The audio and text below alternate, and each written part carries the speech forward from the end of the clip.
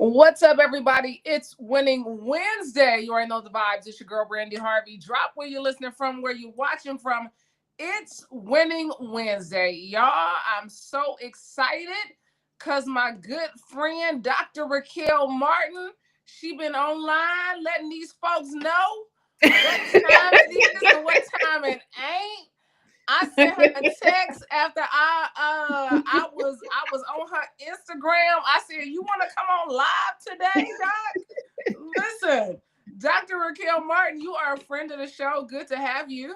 How are Thank you? you. Thanks for having me back. I'm good. I'm good. I'm pretty good. I'm excited. I get to I've been working all day and now after this I get to go play with my son. So I'm very excited to just get my break with my baby. Listen, what's so funny is, and this is why I wanted to bring you on. So I'm so excited that you're here. Atlanta, Georgia's in the building. Cleveland, Ohio is most definitely in the house. How y'all doing? Good to see y'all. It's Winning Wednesday. Here's why I brought you on today. And I know you got to go pick your child up from school, so I'm gonna keep it black, but I'm gonna keep it brief. What she be saying? I'm gonna keep it black and I'm gonna keep it brief, okay? Because I know you got things to do. But Doc, one of the clips that has been so talked about this week on Beyonce's internet is Dr. Cheyenne Bryant was on Club Shay Shay with Shannon Sharp. And in one of the clips that has been quite, shared quite a bit, she talked about how Offset was in her DMs. Yeah. And he asked her a question. Now, she was very, open in saying that he is not her client. But I really want you to delve into this because the way it was shared was, Offset was in my DMs. He had a question. And it was a part of that that really kind of stung you as keeping and creating safe spaces for Black men. Yeah. And I mean, the comment wasn't really surprising because I don't particularly find that this person keeps and maintains spaces that are safe for Black men in the first place. But I think what struck me is I always go to the comments to see how it impacts people. And seeing Black men and Black women and so many people saying oh, this is why we don't talk to people and things of that nature. And even the video, she was harping on a technicality, right? She's not a licensed mental health professional. She's never been a licensed mental health professional. She states that she's a psychology expert and she is a host, right? So a lot of people were saying this goes against her license as a psychologist, but she's not a psychologist. She's not a licensed mental health professional. This wouldn't go against anything. But just because you're not bound by a ethical license doesn't mean you shouldn't have enough morals to understand the salience of saying someone's name when they're talking about their mental health and well-being. So I understand as a psychologist, I'm licensed and that would never happen with me, but being licensed shouldn't be the thing that stops you from severing someone's safety in the first place. And then so many people were well, who cares? Because we don't like what he does in the first place. So what? Just because you don't like what someone does doesn't mean that they're not deserving of safety in the first place. That's not your call to make, right? Just personal buy-in.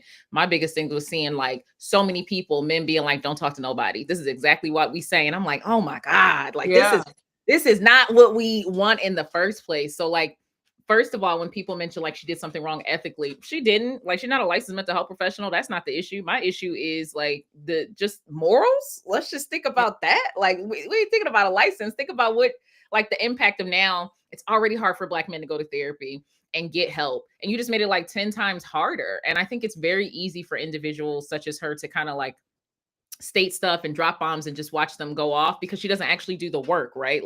Yes, I'm a doctor who creates content, but I see clients, I'm teaching clinicians, I'm working with people. So I always see the ripple of these trash takes. And it's very frustrating to me. And I be getting so mad because I'm yes, so you can record this in your living room. I'm going to have to see my patient on Wednesday at 9, 10, and 12. I'm going to have to teach these teens about being able to share their feelings and emotions. I'm going to have to train clinicians to deal with the backflow of this. I'm actually doing the work. It's never... People are it's not that serious. It is that serious. Y'all not in here, man. It's hard to get Black people in therapy. It is very tough. It's hard. I'm fighting for my life every day. Fighting for your life. And I was it kind of, when you did the show a few months ago, there was a clip that, still, if I open up Instagram, somebody... Me too, Brandi. Me too. I said, it's about black men too. Listen, of all the things that get the engagement going and get people talking and arguing and becoming all things in the comments, that was one of those clips. And it was regarding black men. And so many black men came into the comment section saying, this is why I don't share nothing with nobody. This is why I don't ever say anything. This is why I would never, all the things. And I want you to kind of lean into this while we have you, of how, and really particularly as black women, how can we begin to hold safe space for black men? I think one of the biggest things is just acknowledging the fact that it's not a safe space in the first place. Like, I think one of the things that frustrates a lot of people is just acting like it's not an issue, right? It would be like if you have like a unicorn horn growing out your forehead and people are like, oh, is everything okay? There might be something on your face. Like one of the most isolating parts is that for black men, non-binary black women, not acting like we're having an issue. Like, okay, so you want me to just talk to you when you haven't earned my trust? If anything, you severed my trust. We're not going to act like any harm was caused. You just expect me to talk to you. Like, we're not even going to acknowledge the fact that I have a justified concern with talking to you. I would say starting with acknowledging it. But it's not just on black men and or black women, right? Because the whole thing is building trust. So they have to feel comfortable building trust with you in the first place. I tell a lot of individuals that sometimes we give people energy or behavior or actions that they didn't deserve, like that someone before them deserved, but that person isn't around anymore, but it's all going to land on you, right? So if you are a black man watching this and you're thinking like trying to build trust with someone, I want you to think about the person that you're trying to build trust with. Have they given you anything, them individually, not the person before them, not your parents? Like, have they given you a reason not to trust them? So then you work on ways to build it. And then women who are acknowledging this is a pretty typical issue. So I think just acknowledging the fact that it is there and thinking about what have you done to build that trust with that person, right? Like, do you ask them about themselves? Do you try to build a relationships with them outside of what they can tangibly give you? Do you know about them instead of what they can do for you? Like, you build trust with time and support and vulnerability. But I think if you're thinking of like surface level relationships and stuff like that, why would anyone want to build trust with you? The only time you talk to me is when you need something, you know? And it goes both ways, like, because it goes both ways. Like, if you only calling me after 9, I don't want to talk to you about my day. You don't want to talk to me. Listen, I think that's the biggest conversation right now when we look on social media, we look at all these different platforms, is men feel as though women only want them for what they can do for them. And if they are not able to offer financial security or provide financially, right? It's like, what are you here for? Yeah. And I feel like, here's the thing. I think sometimes that's true, but I think sometimes that's true both ways, right? Like, historically, you have this whole aspect of where, you know, there was no option but to be in a romantic relationship in order to like pay bills and live a life. We couldn't even work or do stuff like that.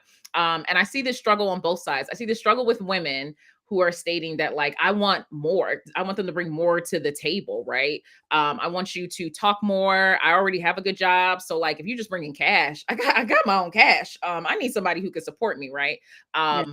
But it's also really difficult for some of the men that I work with, because that was one of the things people had an issue with in the clip. They were like, well, I don't feel this way. Well, then I'm not talking to you. You know, like, focus, you know, like there are plenty of people who do feel this way. You know, I'd be like, you know, but people who do feel this way, it's also like this big wall of, you're asking a group of individuals to not only like express their emotions, but even be cognizant enough to know the emotions that are coming up in the first place.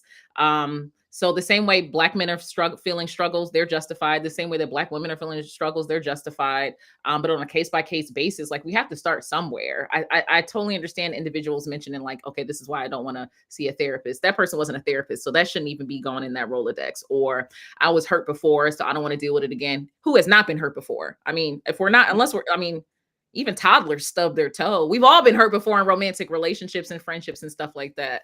But doing it alone, it's just unnecessary. Like, to choose that, there are plenty of things I can do alone. I simply will not. I have no interest in doing it, right? It just makes the road that much easier. Like the reciprocity of, he can check on you, you can check on her, he can check on him, vice versa. Like she can check on her. Like, it just makes the road that much easier. A lot of times people will just whether it's therapy or whether it's romantic relationships, they'll just mention like, okay, well, if I keep everything out, it'll keep out the bad. It keeps out the good too. Yeah. And I think you can just normalize the fact that it's going to suck and be scary. A lot of times people think like mental health is like, oh, well, if it doesn't feel right, I must be doing it wrong. No, I don't know who said it was simple. You think it's simple to trust people? Some people suck. Some people just suck. But like, that's not all people. That's not every person. So I think one of the things that also gets in the way of seeing a therapist or trying to build significant friendships or even putting yourself out there to date is that, you know, you let the discomfort stop you. But I think I said this on the show too, like even with my children, my goal is not to remove you from discomfort. My goal is to help you and provide you with the skills to regulate yourself during that discomfort. But just because it's difficult doesn't mean you don't get to do it. Yeah, this person may suck, you may sink, but you also may fly. Like what? Yeah. None of us know the future. So it really gets on my nerves because just to say, you just never name drop anyone, whether you like them or not. But people were just putting her in this box of this is why you don't go to therapy. And I'm like, well, you compare apples to tennis rackets. This is not a therapist. Just like a TV. And here's the thing, Dr. Cheyenne Bryant has been positioned, especially when we look on social media platforms, when we look on media platforms, she has been positioned as a clinician, as a clinical therapist. And if you just do a simple Google search, it's pretty. You will see she has a doctorate of psychology, but she is not a licensed practitioner. And so meaning she really only calls herself a life coach. But one of the things, she calls herself a life coach, a mentor. And one of the things that, you know, when you watch your clip that you did. Brandi, don't laugh at me. So look, when you did your clip, I'm reading the comments, and while I'm watching the clip, I'm looking at the comments. And one of the comments said, I was with you until you talked about what she had on. And I was like, well, I didn't even hear nothing. And then once it got to the end, you said something about the way she was dressed. And you said she had on that tight dress that you could see her spine or something. I don't know what her spleen. Her spleen. And I said, I get it. I totally get why she gets on so many stages. The dresses are so tight that you can see her spleen. The intellect's not there. Like I totally get that. Yeah. And here's the thing. They came for you in the comments because they said, well, I was riding with you till you said something about the way she was dressed. And you went back and addressed that particular thing, right? Oh yeah, because I was wrong. So I mean, I wish people could make it this simple. But you know, people say when you're right, you're right. I say that like when you're wrong, you're wrong. So I was like, oh yeah, you're right. That was a totally inappropriate statement. It wasn't relevant. It wasn't relevant to the thing at all. I honestly thought I took it out in the edits, but apparently not. I'll be doing half the stuff halfway. But I was like, no, it's not relevant to it at all, right? There's so many when I'm working with my students and I'm like, attack the argument, not the person. I mean, there's so many things wrong. There's so many things wrong with the person's statements and the fact that they're not based in fact and they don't know what they're talking about. And they're just not good at, you know, sharing their message. The sharing the outfit thing is just like really just, it's weak sauce. Like we have so many things to attack here. Yeah. We don't have to attack the person. We can attack the argument. I feel like that's like weak sauce. I will say the thing that really irritates me about it as a clinician is it's like it's a tale as old as time, right? Like it's very obvious as to the dynamic of it, right? Like the stages that she gets on versus the ones that you will never see her on. The people that she sits across from are typically like pretty like patriarchal, toxic individuals who are also like typically speak to women like they don't have no sense and treat women pretty terribly or get sued because of that as well. And then these are just facts. You can look these are just facts. Like lawsuits just get settled and stuff. Like so like the people that she talks to, but it's a tool, like it's a pretty obvious tool. I mean, it's if you're not really talking about the message, like there's ways to distract and stuff like that. And it just gets old. Like it's a really old game that you have so many people out here. You have clinicians online. You have so many people fighting to make sure Black men and Black women feel seen, to make sure we're getting resources for them, to create groups and shows and stuff that make them feel seen. And then you have someone come on the show, sever the safety of that in one take. That'll be more popular than any clip I do about here. Say I did a clip like, here's how to cure depression 1,000%. I'll probably get maybe 10 views, but Shannon Sharp and Cam Newton, I mean, they're gonna play that till the cows come home, right? So like it just gets old. But I think it's also a very human moment of just like, you know, when people get angry, they just say rude stuff. I was Yeah. pissed and I just said a rude statement. And I think it's just as easy when she said that I was like, you right. I was wrong. Yeah. I really appreciated accountability Oh because yeah. I think so often in a culture where when we hear Black women, the first thing they say is Black women don't never take accountability for nothing, right? I know we That don't never do nothing, do we? I mean, for the people who literally do everything, we don't do nothing. We just be yeah. out here kicking it, scratching our butts all day. You know, like it's just it's It's crazy. and it's so like I was so glad that you said something because I gotta be honest, even in the position that I sit in with holding space for people and creating space where people can have conversations that maybe they don't Mhm. have every day, or things that challenge your beliefs, or people that give a different vantage point of how they choose to live their lives. I have been criticized when a man sits across from me, Doc, in Mhm. that seat, the same seat that you were sat in. If I wear anything that shows my legs, anything that, they attack immediately go to what I got on. See, They but okay. See, here's the thing.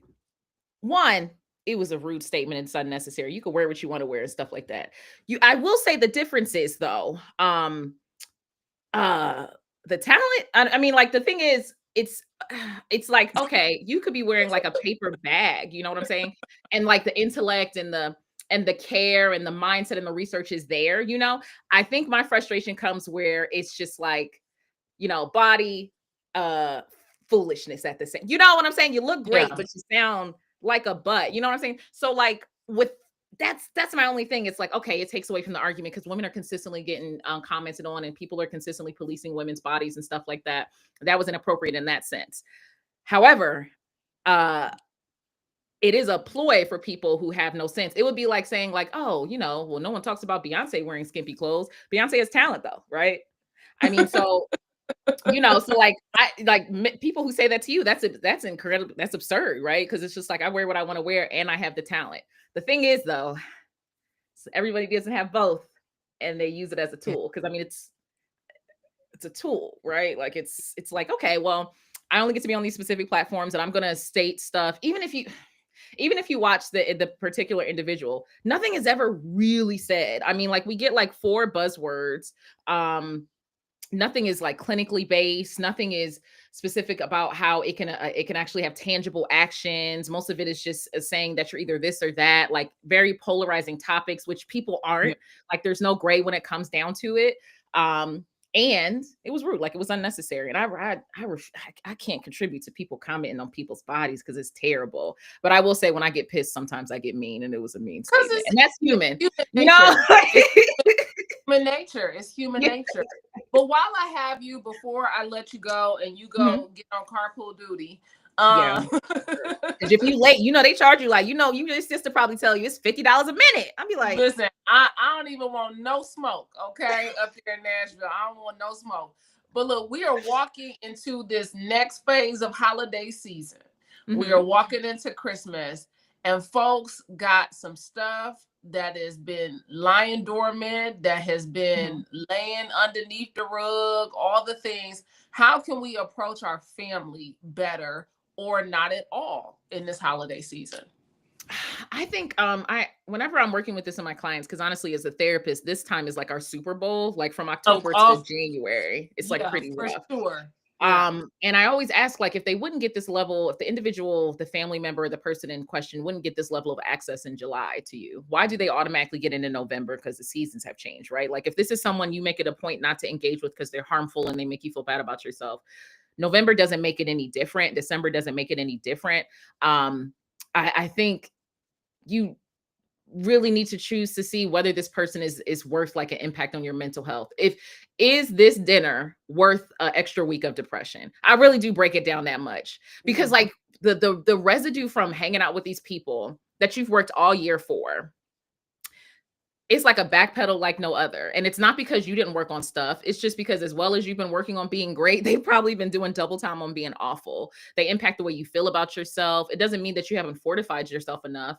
But the same way I mentioned, like I can do things alone, I just simply don't. It's the same way. It's just like maybe you can get to the final boss of being able to deal with that aunt who is incredibly rude. But why do you need to? Why don't you just stay home, watch Living Singles, or do a Living Single and make some cookies? Why don't you enjoy yourself? Yeah. Right. Like, so I say, really ask yourself, is being around that individual worth that? Family of origin and family of choice is comparable. Can you come up with another tradition? It can be like, this is the first year my tradition is not being questioning who I am as a person and not feeling bad until the New Year's, right?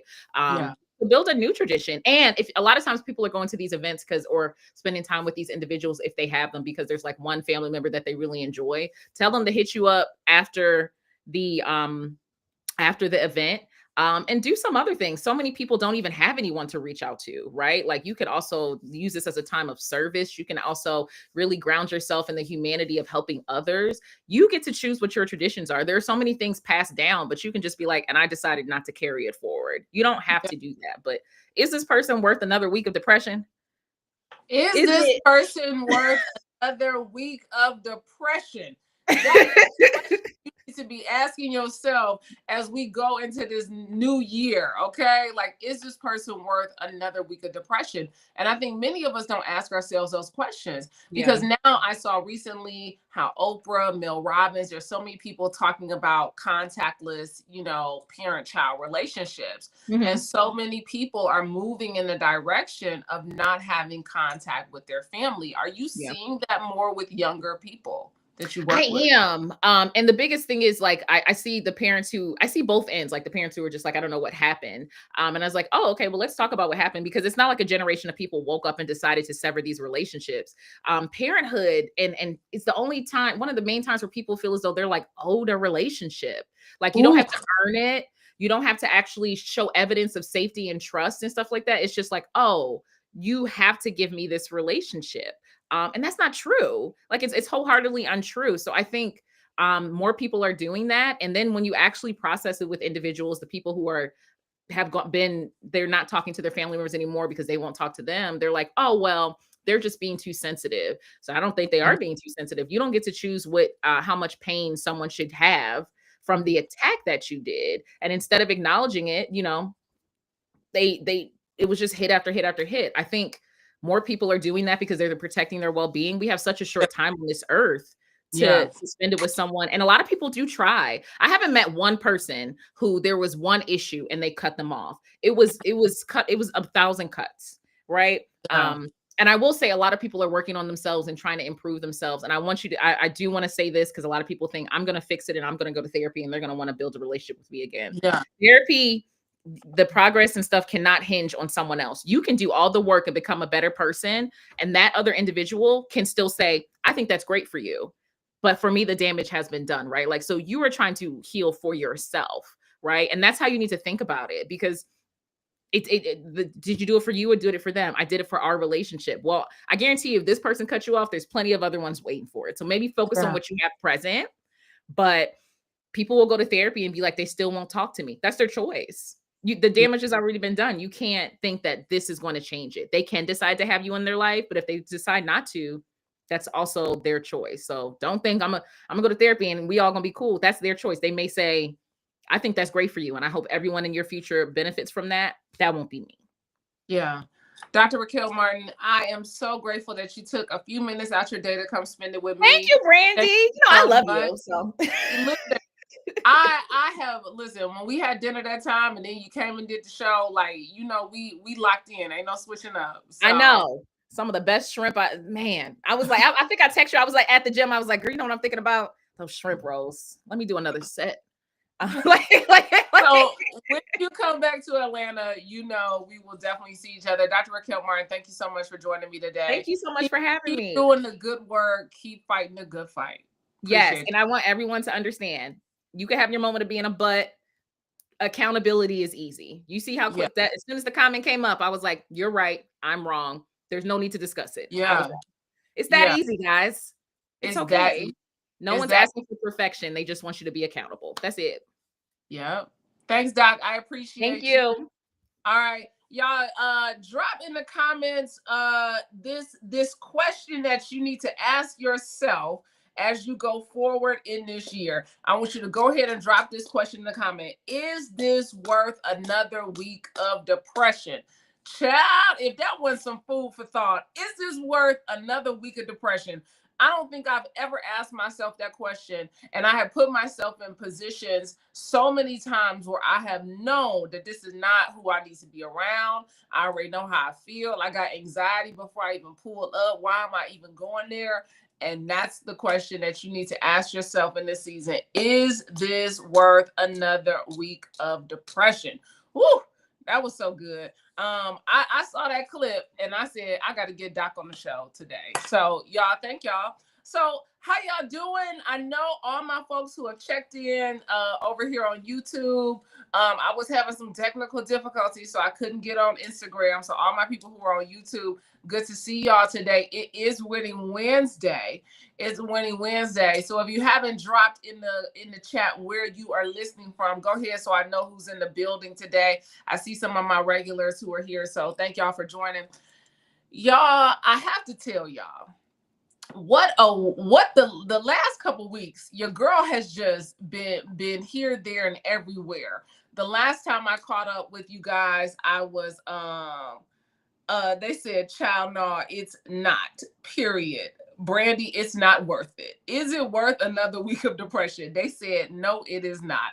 Listen, I got to tell y'all, your girl life has been lifing. Things have been thinking all around. Last week, I had the wonderful pleasure of celebrating in New York the Route 100 Gala. And y'all, this gala, I was so proud.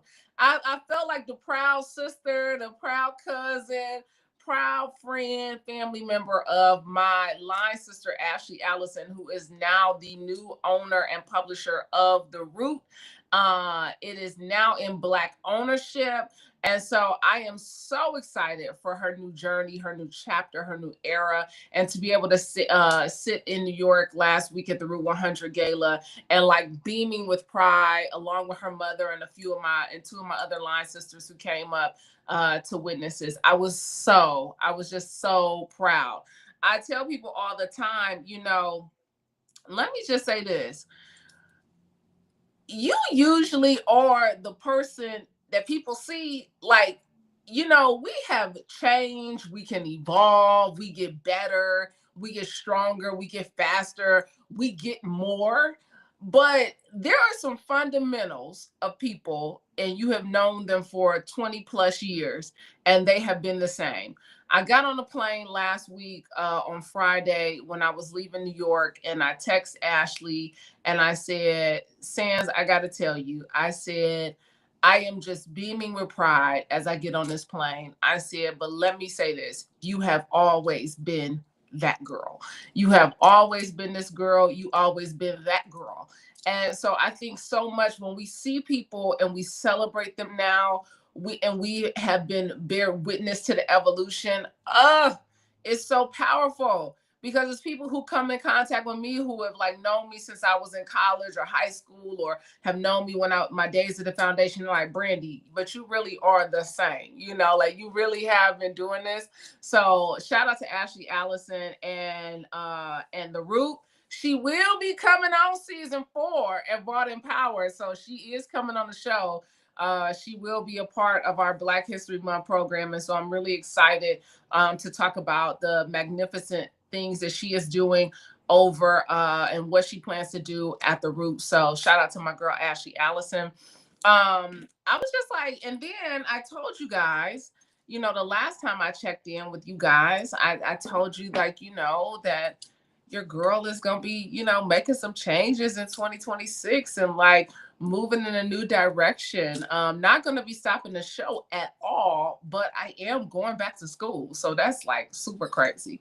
I was like, Brandi, no, why at this big age did you decide you was going to go back to school? But when you run from something for so long, what is for you will always find you. It will always catch you. So let me just say this, for the people who've been out there running from some stuff for a long time, the people who've been out there trying to evade some stuff and elude some stuff for such a long time, it always finds its way back to you. And I am one of those people who said I would never go back to school. Like, oh, I couldn't do that. Oh no. I said it when I was sitting at Princeton University a month ago, at the end of October, when I was sitting there, and I said I would never, never, never would I ever. And y'all, here I am about to take the leap and go on back to school. They said, "Come on, evangelist." Now, okay, hold up, listen. Y'all be putting these titles on your girl. Just let me be. We'll figure out what it's gonna be when we get there. Okay. Somebody asked me, like, well, Brandi, what you gonna do? My little cousin was like, so you want to be a preacher? I was like, no, I don't want to be no preacher. I don't want to be no pastor. I just want to be obedient. Let me tell y'all, I filmed an episode with Lisa A. Smith. Lisa A. Smith, her episode will be airing at the top of the year. And I filmed this episode, and I've known Lisa A. Smith for maybe a couple of years now, because she did the documentary that I produced, Sisters Getting Well. And she has the Plant Protocol up in Detroit. She has the Black Health Academy. And when she sat in the seat across from me a few weeks ago when we filmed her episode, it ain't a whole lot of people that bring your girl to tears. Okay. Like, it's not a whole lot of people. Now I cry. Like, I do cry. Like, you know, I'm my daddy child and my mama. Okay. So I do drop a tear, y'all. But I will say, when she sat in the seat, she said something that just like struck my spirit. And she talked about being radically obedient. And I know that this is for somebody as we begin to close out this fourth quarter. I tell y'all all the time, champions are made in the fourth quarter. But what she said to me was so powerful, because she said, you know, in this season, she said, Brandi, I'm not just looking to be obedient. She said, I'm looking to be radically obedient. And I was like, ooh. She said, it ain't no wavering. It's not no my 1 foot in, 1 foot out. It ain't no sometimes I kind of sort of wanna. She said, I am being radically obedient. And so for anybody who is out here, who's trying to figure out what it is that they're supposed to do in this next season of their life, what they're supposed to walk into 2026, what they're supposed to leave behind in 2025, what they're about to walk into this new season of manifestation and abundance, here's what I'm gonna leave you with. You're gonna have to be radically obedient. Okay, not just some kind of obedient. Like, you're gonna have to be radically obedient. And so even when I made this decision to say I'm gonna go to school, it wasn't me being obedient, it was me being radically obedient. And I am so, like, you know, it's some stuff when you are making these decisions in your life. It's some stuff that just naturally fades away. It's some stuff that just naturally you just stop doing. You ain't got to force nothing. It's just some stuff just falls away out of your life. And so I'm in this season right now where things are falling away. People are falling away. Relationships are falling away that I was once so tied to, so connected to, so invested in. And things are falling away because in this season, it is requiring me to be radically obedient. So thank you to Lisa A. Smith, who kind of gave me that extra nudge as I roll into the end of this fourth quarter. She kind of gave me that extra nudge to say, wait a minute, do you know how powerful you are? But do you know how powerful you can be? And so there's somebody who is listening right now who does not understand. They know that they got some power. They know that they got an anointing. They know that they got a spirit. They know that they got all these things that have been placed inside of this vessel to do something bigger, to do something greater, to lend themselves to a bigger calling in their lives. I'm here to tell you, you're going to have to be radically obedient. As Lisa A. Smith sat up and told me across from me and brought me to tears, she said, you're going to have to be radically obedient. Listen, you know, sometimes y'all know, I teeter, right? So I be real. I love my fruits and vegetables. I be eating my fruits and vegetables, and every now and again, you know, I be like a little crab leg. You know, every now and again, I like me a little lobster tail. And Lisa Smith said, God is telling you to just be radically obedient, Brandi. And I was like, he is, girl. He is. And I don't, sometimes it's like you don't want to be. But you know that you're being called, and you're being pulled, and you're being tugged to something, because you know that there's something greater waiting for you on the other side of you being radically obedient, on you being radically honest, as my girl Patrice Washington says, as you practice some radical forgiveness in your life. And so I want to give that something to you in this season. I want to leave that with you, because I know that you are going to walk into something that's going to require a deeper level of commitment, a deeper level of accountability, holding yourself to a different fire, holding yourself to a different standard. It is going to be required of you. And so for everybody who is watching, baby, we're going to get radical, okay, in 2026. Now, I don't know about you, but I set a word for the year. And I typically set a word before the new year comes. But y'all, can I just tell y'all what my word is? And here it is, because I'm giving all my friends their flowers today. Okay. So Ashley Allison, who is gonna be on the show, who's my line sister, she's a CNN commentator. I just told y'all about the Route 100. I told her when we were sitting there in her room after the event last week, I told her, I said, Ashley, I said, I want to tell you the word that keeps coming up when I am sitting here talking to you. I want to give you the word that keeps coming up as I'm listening to you tell this story about how you acquired this business. I said, audacious. I said, baby, audacity. And I said, if that is not the word I'm about to take into 2026, I need y'all to figure out what word are you going to take into 2026. And if you already got your word, go ahead and drop it in the chat. But when I tell y'all, I said, I found my word. I found my word, because I want to have so much audacity in 2026 that I go acquire some stuff I didn't know had my name on it. I want to have so much audacity to ask for the things that I just thought were so out of reach. I want to have some audacity.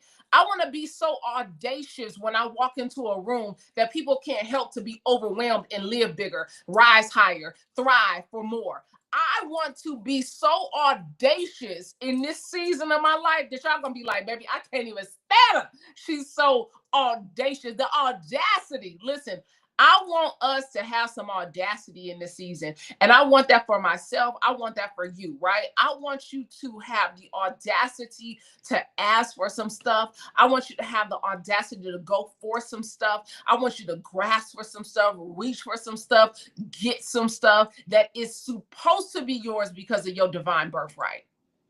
I said, wait a minute. If I believe in a guy who said he gonna do exceedingly abundantly above all, baby, I gotta have some audacity. If I believe that there are in my Father's house, there are many mansions, I gotta have some audacity. If I believe that there are cattle on 1,000 hills, I gotta have some audacity. If I believe that I was born into a righteous spirit, if I was born into a divine stately purpose, baby, I gotta have some audacity. Listen, they said power of one said my word is consistency. Okay, so baby, y'all gonna be contested with how y'all gonna get out the bed every morning and go for it. Consistency. Listen, they said striving to be obedient. Radical obedience is a word. Let's see, what other words? No nonsense. We got no nonsense in the chat. Okay, no nonsense.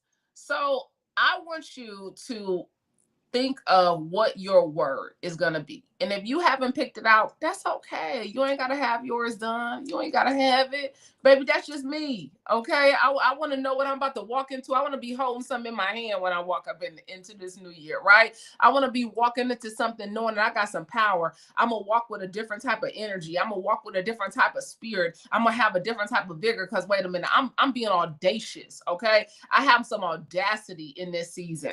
And so whatever that word is, I want you to drop that word in the chat. I want you to let me know, what is your word for this year, what are you going to hold this year and say, this is the word? Now, every year I set a word for the year. My words have been elevation. I've had words freedom. I've had words obedient has been one of my words.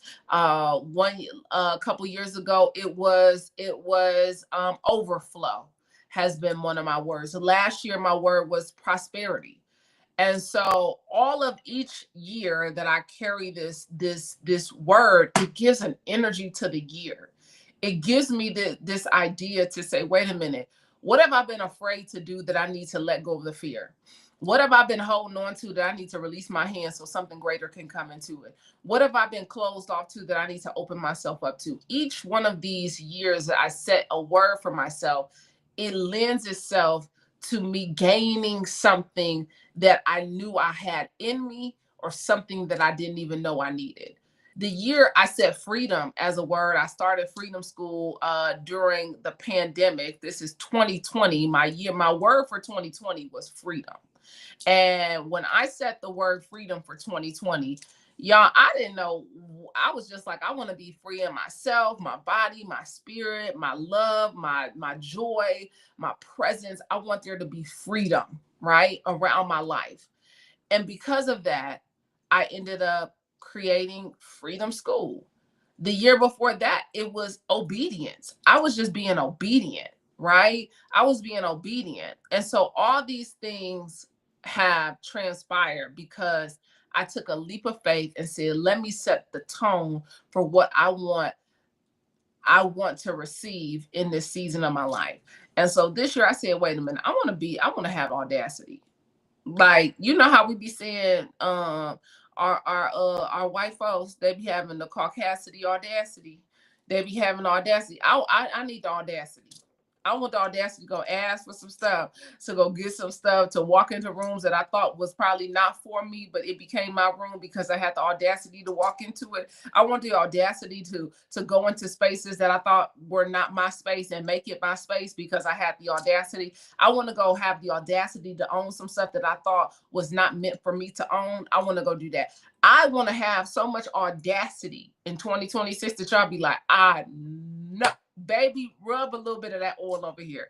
Okay. I want you to rub a little bit of that oil over here. Okay. That's what I want. So if you haven't dropped your word in, go ahead and drop the word in the chat for me. Go ahead and drop your word in the chat so I know how y'all thinking about this new year. As I begin to close, okay, so here we go. Consistency, no nonsense, faith, obedience, persistence. Ooh, somebody say I'm going after some stuff. I'm about to get on some folks' nerves, baby. I'm gonna be persistent. Listen, when I pledged Delta Sigma Theta in 2003, one of my profiles said you need to be consistent and persistent. And baby, those are two words that I have taken into my life: be consistent and persistent. Tracy said, I can't narrow it down to one word because I have several words. Well, baby, write all them words down, Tracy. Write all the words down. All right. Write every last one of them words down. And I want you to write them on a piece of paper and put them up somewhere where you can see it every single day. And by the end of the year or the top of the year, I want you to have, what's the word that you keep going to? Your eye, every time you get on that paper, your eye is going to be drawn to one specific word. It's going to draw you in every single time. Out of those several words that you have on there, there's going to be one word that you'll be like, oh, quit playing in my face like this. You're going to have that one word, and I want you to land on that by the end of the year. So write those several words down. And then one of the things that I have implemented with my little cousin and my sister, we were on the phone the other day, and I saw this Instagram post, y'all. I saw this Instagram post, and it said the power of manifestation. And the girl told the story in these slides, a little carousel. She told the story of how the art of manifestation worked for her best when she just stayed in a complete state of gratitude. Now, we've all heard that, right? But what she said she did specifically which I have done. I have done this already. So if anybody want to join me on this, you are more than welcome to do this. She said that she wrote thank you notes to herself, thank you emails that said, thank you, universe, right? She said, thank you, universe. Now, if you don't want to say thank you, universe, you don't have to. I wrote on mine, the email said, thank you, universe. And then in the email, when I wrote it, I said, thank you, God, universe, creator of all things good and perfect. That is what I said. Okay. So in my email to myself, so what she said was to complete state of gratitude. She wrote emails to herself and scheduled them for 90 days from that date. 90 days, she scheduled these thank you notes. What she said was she forgot about what she was even thanking for. She forgot about the details because she was very specific. She said, get very specific. You know, she said she wanted a garden view apartment. She wanted the process to be done with ease, wanted to be seamless, da da da da. She wrote, thank you for my garden view apartment. Thank you for the process. Thank you for being so seamless. Thank you for, you know, all the money that came, blah, blah, blah, yada, yada. She wrote all these different emails and scheduled them to come 90 days. And she gets the email 90 days and she was like, oh my God, it's already happened. Everything that she had written the thank you note for in advance had already materialized. And so I told my sister and my little cousin, we were on the phone the other day, and I was like, if y'all want to do this, I was like, have them done. Everybody gets till Friday. This was on Monday. Everybody get till Friday to write and schedule your emails. My sister called me yesterday, like, what you doing? I was like, scheduling my emails. Listen, scheduling my emails. Miss Wanda, stick to itness. Listen, scheduling my emails because I was sticking to it. I said, you know what? I ain't never done that. Let me try it and see what happens. So in 90 days, I'm going to let y'all know. I scheduled some emails for 90 days, 60 days, and 30 days. That is what I did. I scheduled emails for 90 days, 60 days, and 30 days. I was like, well, let me try all of it. Listen, let me try all of it. So I said, I'm going to do the 30, 60, 90 plan. Okay. I'm going to do 30 days, 60 days, 90 days. And I sat down and I wrote in great detail in these emails. I wrote in great detail these thank you notes. And so if that's something where you want to activate, I see that's a word that somebody is taking into this new year. Activate, persistence, commitment, faith.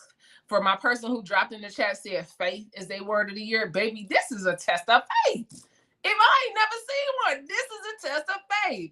So I said, if anybody wants to do that and anybody wants to go on that journey with me, please feel free. You are more than welcome.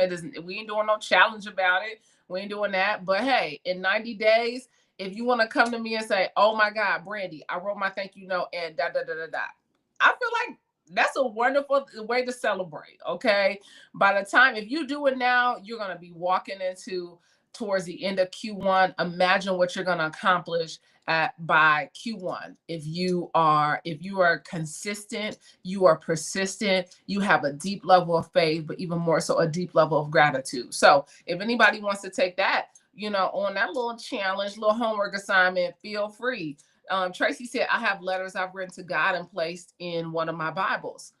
However you choose to do it. You can handwrite these letters and put them somewhere where maybe you find them sometime from now, or you can schedule this as an email where it pops up in your email and just all of a sudden one day the price is right. You know what I'm saying? Like you get to see something that you're like, wow, I totally forgot about that. So something to think about as you plan out as you're closing out this year. And so for many of us, we know that this is really not the end of the year. Okay.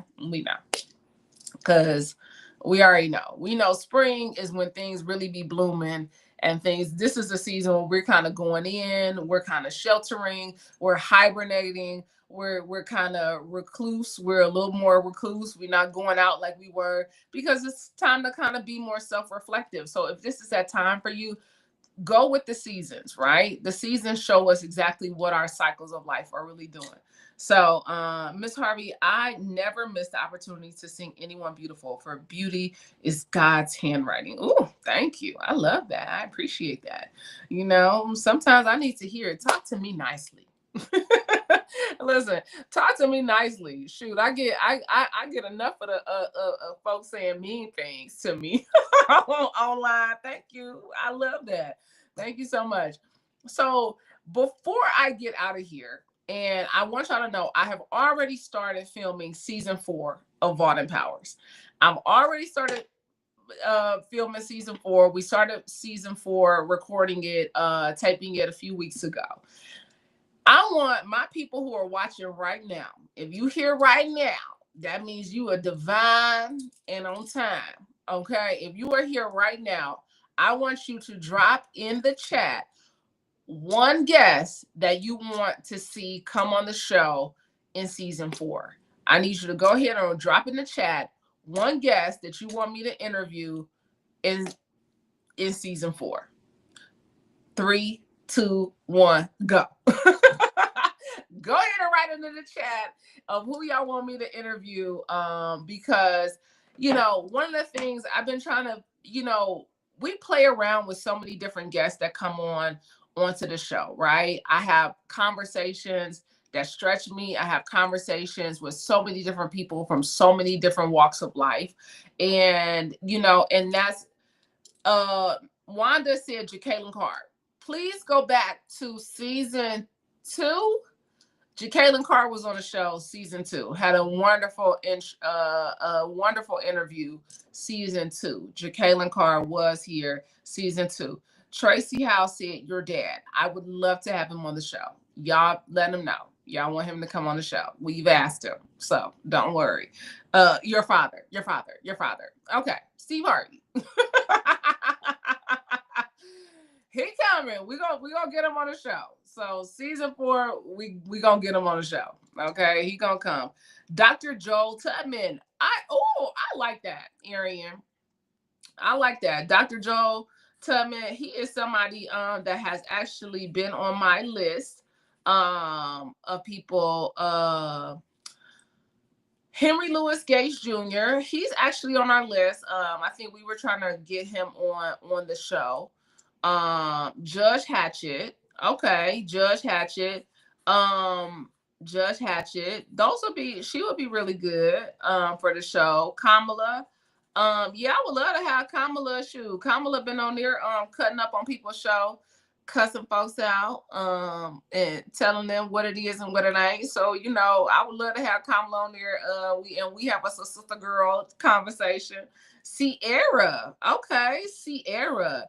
We want to talk about the Sierra prayer. We want to talk about all the babies and motherhood. Listen, Westmore. Okay, Westmore. I like that. I know Nakia's taking notes for before she go on maternity leave. Shout out to Nakia, because she gonna be leaving me for a while to go have those beautiful little babies. I can't wait to see. Cause I know they're gonna be so cute. Woo! I know them babies gonna be too cute. Cory Booker. Okay, I like not BJ. Look, BJ said he want to come on the show, y'all. BJ said, when I'm coming on your show. So listen, BJ actually wants to come on the show. So maybe him and Carly can come on the show one day. Maxine Waters. Okay.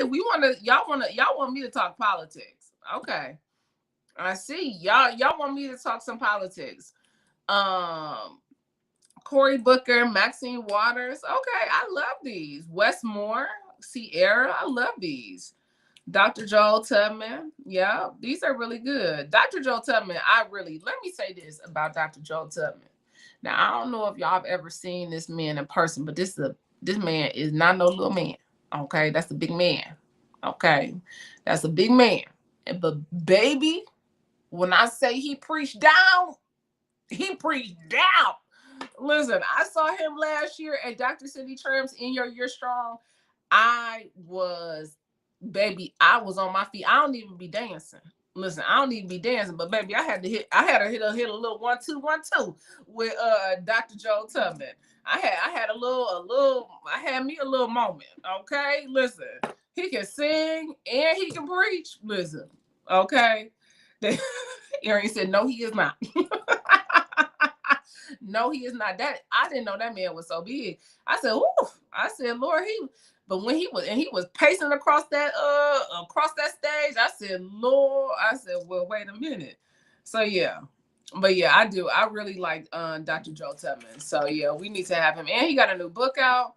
Sarah Jakes. We would love to have Sarah Jakes. We have talked through it a few times. So hopefully if she gets in Atlanta, we can do something in Atlanta. Okay, Joe and Victoria Osteen. Okay, that's interesting. Y'all want me to talk to the whites. Okay. Viola Davis. Viola Davis is on my top list because her memoir was like crazy good. It was so good. Viola Davis, Kirk Franklin. Yeah, we would love to have Kirk Franklin on the show. So yeah, those are some great ones. Joel and Victoria Osteen. That's really interesting. I know that was probably like it raised your eyebrows, Nakia. Did it raise your eyebrows? It kind of raised my eyebrows, but I think I could do that one. That would be good. That would be really, really good. Okay. Great list, y'all. Thank y'all for sharing that. Thank y'all for sharing that list. Anybody else that y'all think we should have on the now one village, she said, not the white. Now y'all know every time I have some whites or others on Vault and Powers, y'all don't even watch them people. Listen, every time y'all every time y'all see my face on that thumbnail next to somebody who is not black, y'all don't watch the episode. I be trying to figure out. I'm like, I tell my team all the time, I was like, I don't think they don't like me sitting down with the whites. Then, I had Gary Brecker on the show.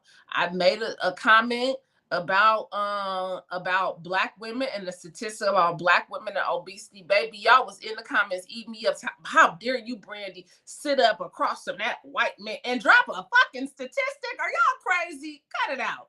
I want you to count every 5 black women you see, and I want you to see what at the average would be overweight or obese. Okay, now, all right. Now, y'all mad because I said that across from white men. If I said across from black men, would it made a difference, y'all? Would the facts not be the facts? Oh, child. So y'all want me to sit down and interview the whites, and y'all don't never even turn on. Every time I have somebody other, Jia Mingzhu, Chinese medicine practitioner, guess what? Had her on the show. Y'all was like, how you talking about this with an Asian woman? Y'all don't want diversity. Y'all don't want diversity. So quit. Y'all be playing. Wanda says she watch them all. Jasmine Crockett. Now she done made her announcement to run for Senate. Jasmine Crockett, she's on my list. I would love to have Jasmine Crockett on the show. That's a good one. Mel Robbins. Maybe we can get Mel Robbins on the show in the spring when she comes to Atlanta. She's coming. One of her tour stops is Atlanta. A Nigerian businesswoman and philanthropist. Forlorenso Alaki.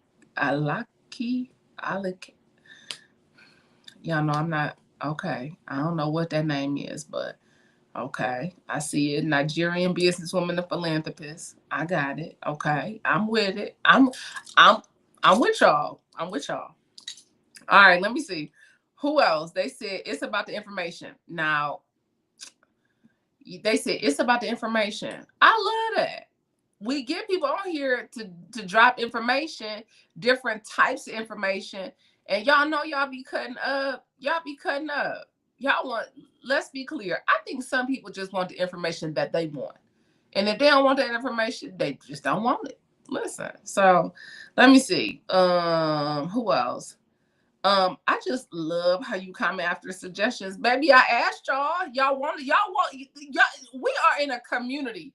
Y'all, when I talk back, I ask y'all questions and I'm expecting the answer. I want to engage. This is what engagement looks like. Listen, yeah, I'm gonna make comments for sure. John Hope Bryant. Okay, John Hope Bryant. I would do. They said Marjorie. They want to have a sit down. Marjorie don't do no interviews, y'all. I love y'all, but like she don't be doing no interviews. Where have y'all seen her do an interview? She don't be doing that. She let her husband be the star and the husband. Like that's what she do, y'all. Y'all, she don't be doing no interviews. And if y'all seen Marjorie do an interview, she is normally sitting next to my dad. And this is no slight. This ain't no shade. This ain't none of that. It's just factual. She don't want to do no interview. Okay. I love y'all though. and and trust me, we gonna see each other for the holiday. Trust me. She don't want to do no interview. But okay. Let me put her down. Let me ask. Let me ask. Okay. Let me ask. Cause y'all Funky Dineva, they said you can persuade her. Tracy said you can persuade her. She gonna be like, Brandi, bye. Get up. Brandi. Why? Why? She gonna be like, girl, okay. All of it is valuable. You are a well-rounded woman. Thank you, Morales. I'm a well-rounded. I am, y'all. I be wanting y'all to know, honey, baby. It's levels to this girl over here, honey. She is very multifaceted. It is not one side to this coin. Okay, your girl got range. Okay, range. You see these books on these bookshelves? I do be a girl. Your girl got range. She got range. Um, Funky Dineva. Okay, now that's interesting. Why would you want me to talk to Funky Dineva? And I want to ask this because, he tends to be very salacious in his conversations. So, is there a particular subject that you would want me to talk about? Because now y'all know I don't do salacious, okay? I don't do gossipy. I'm not here to like get some intel that is like to muddy people's water. Like that ain't like the type of stuff I like to do. I like to have human conversations that get people to think and see things differently. Okay. Um Jasmine Crockett for sure. I'm definitely gonna do that. Major Jen Mylock, Black female general in the Marines. Okay. Major Jen Mylock. Major Jen Mylock.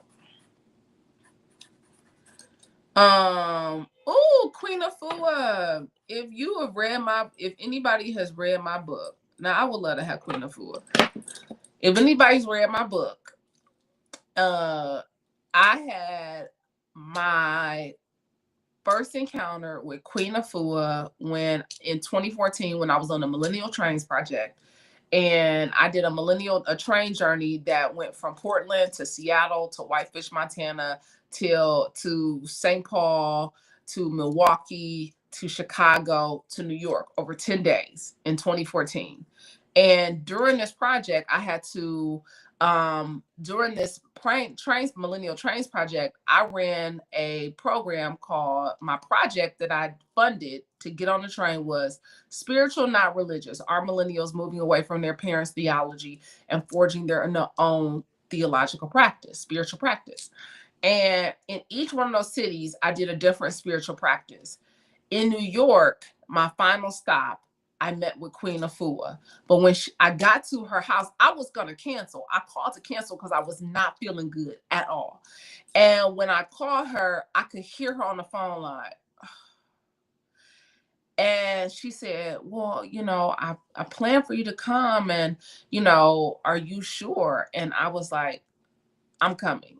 And I get in the cab and go to Bed-Stuy, Brooklyn to her home and her practice. And she healed me. That woman healed me. I spent the whole day with her. Ended up going, she got me food, her son, cooked food. She made sure, like, everything about me, she got I was like full of mucus, all these different things. And I went and spent the day, I went to this like Russian bathhouse with her.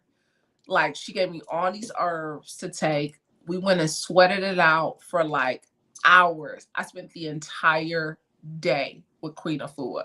And after that, she came to speak at the Steve Harvey mentoring program. She came to the moms program and she came to speak that year or the next year was the year she came. It was, I think it might have been our last year in Dallas. Yep, it was the 2015 camp. And so Queen Afua has like my heart. And so if you read my book, I tell the story about her in my book. Queen Afua would love to have her. Oh, she will help you feel better. Yes, indeed. Queen Mother Afua is the best. Lori or Morgan. Okay, that could be interesting. Lori or Morgan. Checking her out now. Okay, Queen Afua, thoroughly impressed. Yes. So clearly y'all want my family to come on the show. Clearly they want my family. They want me to do a family episode. Nikia.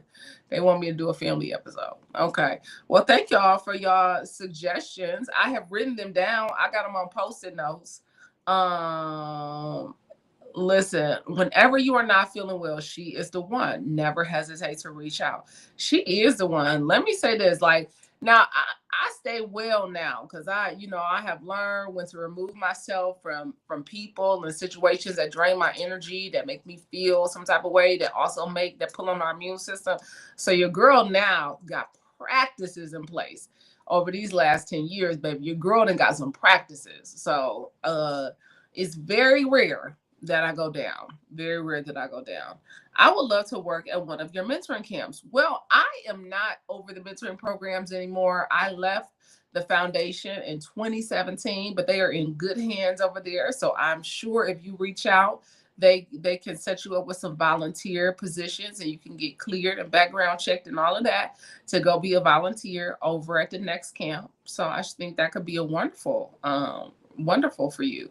But I do not do the mentoring programs anymore. And so I went to the program this year because I was out during BJ's birthday party.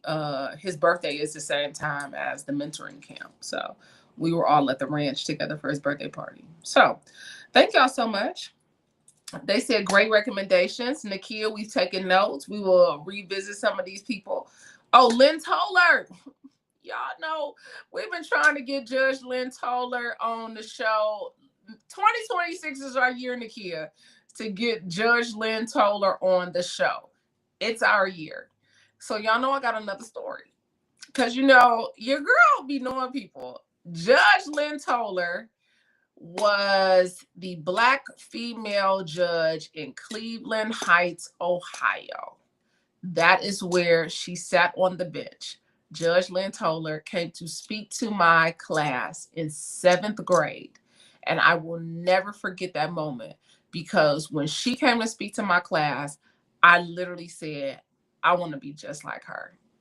I was like, she a judge. She is amazing. The way she spoke to us, her energy, everything. I can remember it clear as day when she came to speak to my class in 7th grade. And I said, I want to be like that. And so when I go into schools now and people come back to me and say, you spoke in my high school, you spoke in my program, I was at the Well, I was at Disney Dreamers Academy, I came through Girls Through the World, I came through Girls Going Global, I came through the mentoring program. Man, it makes my heart smile because Judge Lynn Toller was one of those people who laid such a beautiful groundwork for me to be able to walk on and walk forward and walk towards. So 2026, we're going to have Judge Lynn Toller on the show. So yeah, she really, really, really, really has been such an inspiration to me over the years. And just to see her career and how it is just like, she was always that girl. She was that girl. So listen. So yeah, I have been surrounded with greatness my entire life. And so how can I not win? How can I not be great? And so I want to give that to you as I close out this Winning Wednesday. How can you not win? How can you not be great? It is your divine birthright to do such. It is your divine birthright to go forward and prosper and to be abundant and have vitality and live to your optimal best. So eat well, give a damn, move your body every single day. Peace, y'all. We out. Have a wonderful,